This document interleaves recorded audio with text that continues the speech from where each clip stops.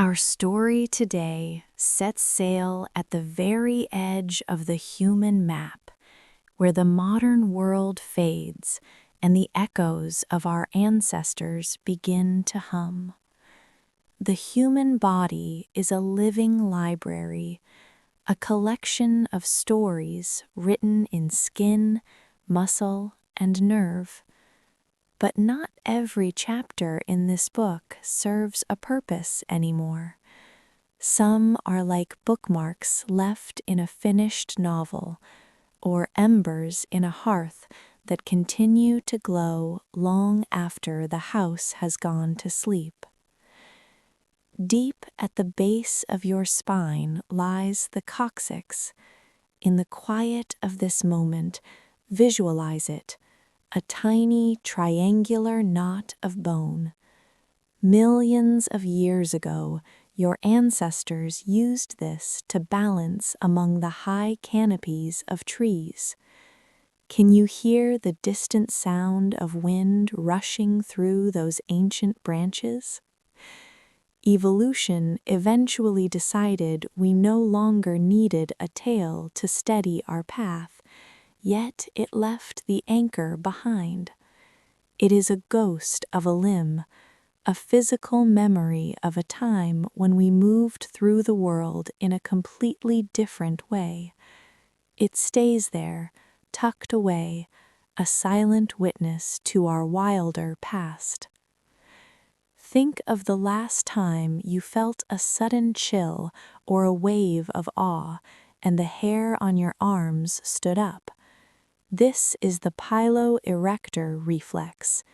In the dim light of history, when we were covered in thick fur, these tiny muscles would pull our hair upright to trap heat or make us look larger to a prowling shadow in the tall grass.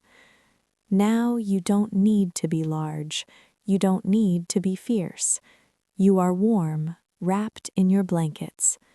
The goosebumps are just a vestigial whisper, a leftover tool from a toolkit we've long since outgrown. Like a crackling hearth that no longer needs to ward off the winter, these sensations are just flickers of a distant fire. As we drift deeper into the story, consider the palmar grasp reflex. If you were to place a finger in the palm of a tiny infant, they would grip it with surprising strength. This is an ancient survival instinct, a hang on tight command from an era where falling meant everything. You, however, can let go. You don't need to hold on to anything right now. Your hands can rest, open and soft, as we look at even stranger remnants. The plica semilunaris, that tiny fold of pink tissue in the corner of your eye.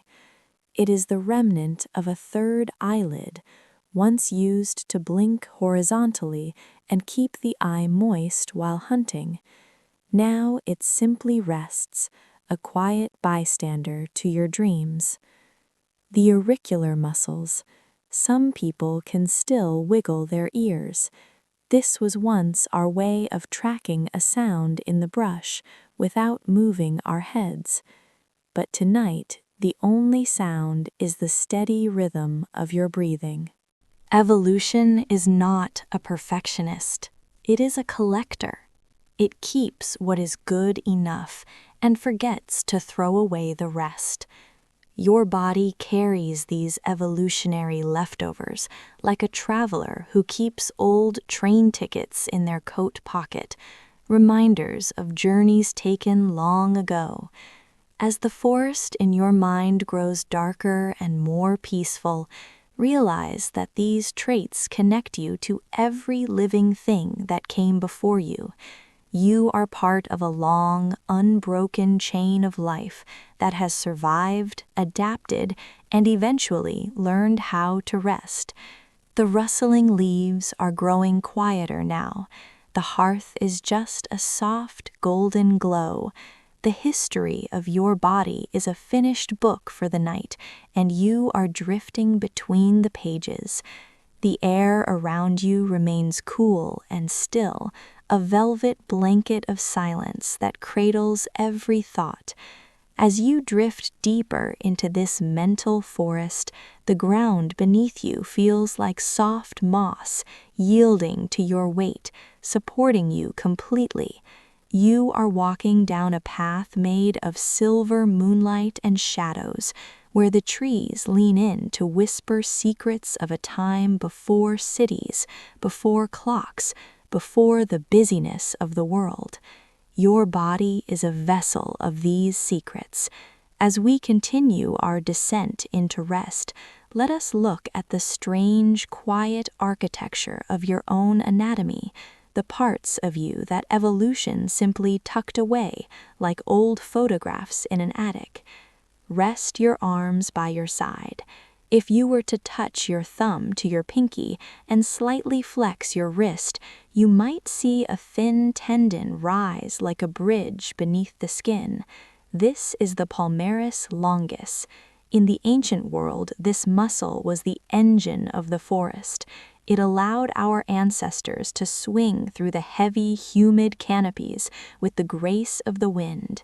It was a tool for gripping vines, for pulling oneself upward toward the sun. But as we stepped down from the trees and began to walk the golden savannas, we found other ways to use our hands. We began to craft, to carry, to gesture.